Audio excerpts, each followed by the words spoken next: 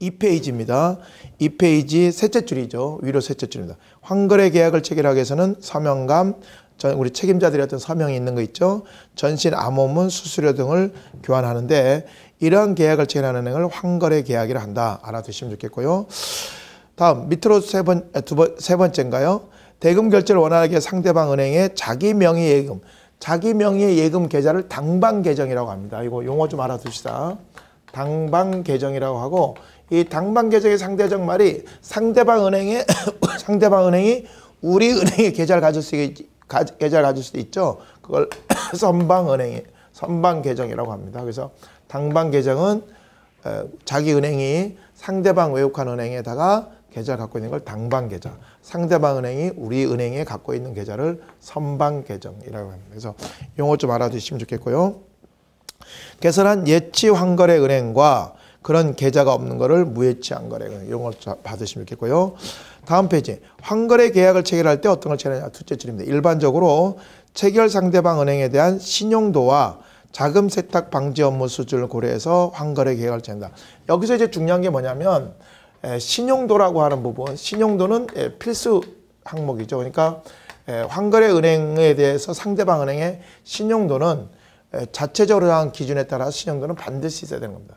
그렇지만 뭐 자금 세탁 방지 기구라는 게 있거든요. 자금 세탁 방지 기구라든지 뭐 이런 부분들에 대해서는 선택 사항입니다. 그래서 꼭 여기에 가입이 돼 있어야 하고 그러는 건 아닙니다.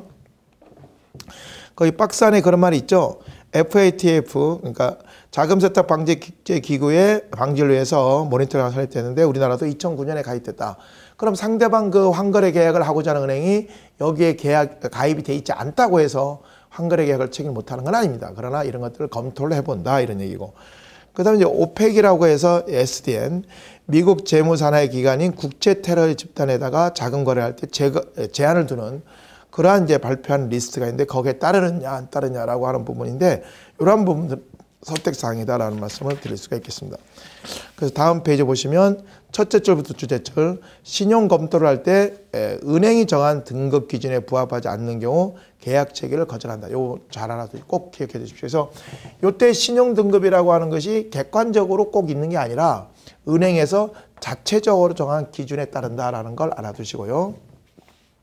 그 다음 원문자 3번 빨간 그림 펼치겠습니다. 신용 등급 결과는 적정하나 아까 얘기했죠. FATF 회원국이 아니거나 오펙 SDN에 해당되지 않은 경우에는 지릿을 통해 심사 후 적정하다고 판단하면 계약을 체결할 수 있다. 뭐 이런 걸 유치하지만 이런 아까 뭡니까 그 자금 세탁 방지 기구에 가입이 안 돼 있는 경우에는 신용이 우수하더라도 환거래 계약 체결을 할 수 없다. 그럼 틀린 문장이죠. 그래서 이 신용도가 필수 조건이고 그 나머지는 하나의 어떤 선택적인 고려 사항이다. 이렇게 얘기할 수가 있습니다. 그 다음에 그 테이블 1위에 보면 참고적으로 신용평가라고 하는 게 여러분 아시다시피 미국계 신용평가회사인 무디스사와 그 다음에 S&P 스탠다드 푸어스사가 있고 유럽 쪽에 이제 피처스사가 있죠.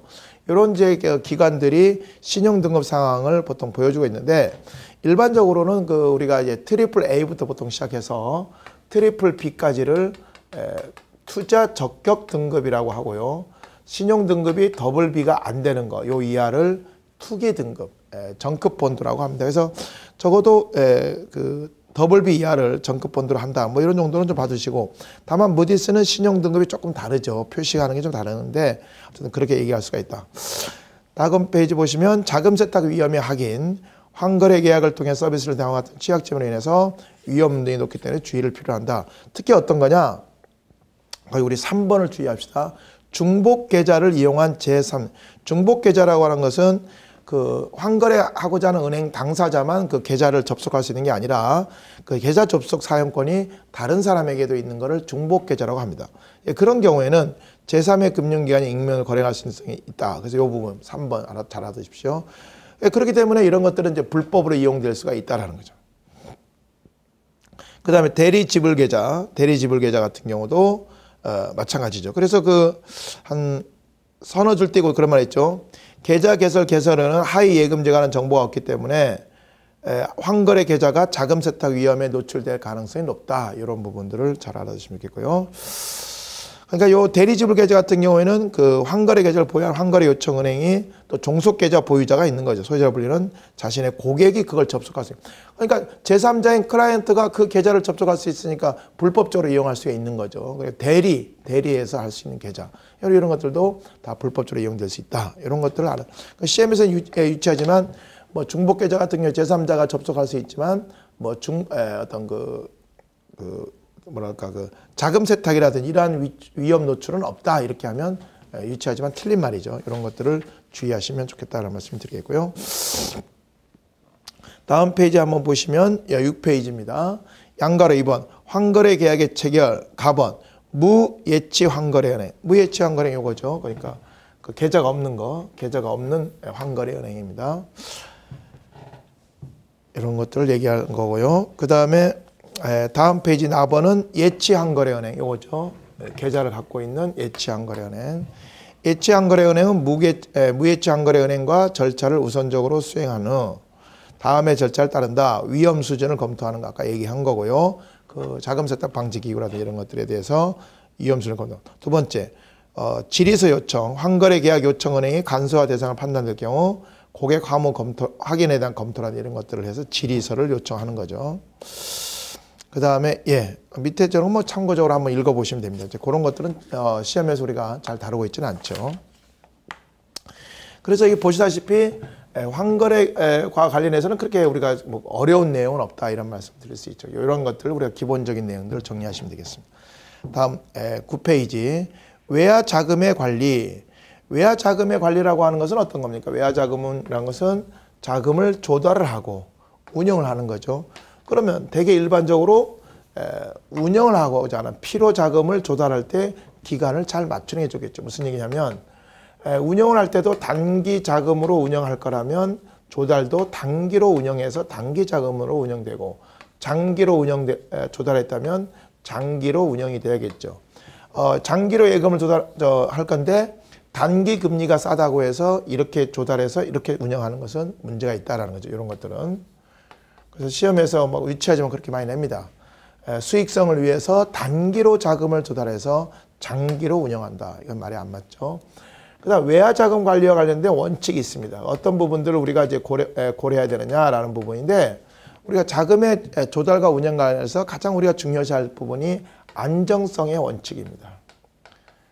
안정하게 운영돼야 된다. 그러나 지나치게 안정하게 운영하다 보면 뭐가 떨어지겠습니까? 수익성이 떨어지고 너무 시행도 좋은 데다만 운영해 보세요. 그러면 이자 수익을 많이 못 받을 거 아닙니까? 그러니까 수익성이 낮아져.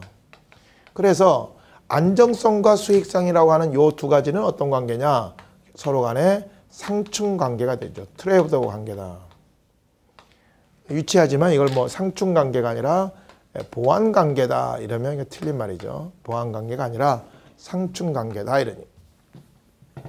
뿐만 아니라 너무 자금을 묶이는 것 쪽에 운영해서는 안 되겠죠. 그래서 일부는 유동성을 확보받아야 됩니다. 그래서 안정성과 수익성, 유동성 세 가지 원칙.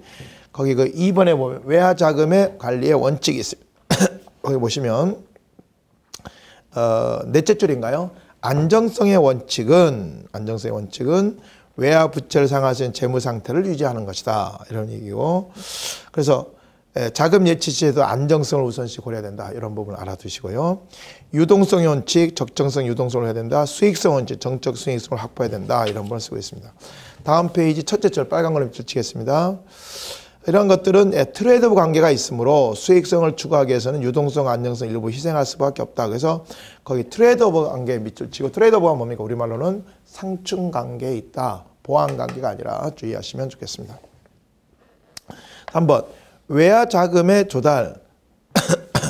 외화 자금의 조달이라고 하는 것은 아까도 얘기했지만 단기로 자금을 쓸 거면 단기로 조달하고 장기로 쓸 거면 장기로. 그러니까 자금의 기간을 일치시키는 게 무엇보다도 중요하다. 이런 말씀을 드릴 수가 있죠.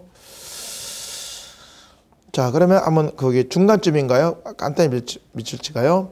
외화 자금은 자금이 필요한 기간을 고려하여 단기 자금과 중장기 자금으로 구분하여 조달하는 것이 바람직하다. 이런 것들을 알아두시고요. 1번 단기. 다음 페이지는 뭡니까? 중기죠. 이걸 구분하는 거. 단기로 자금을 조달하는 것, 단기로. 일절 다시 써볼게요. 단기로 자금을 조달하는 방법에는 어떤 게 있느냐, 이런 부분이죠.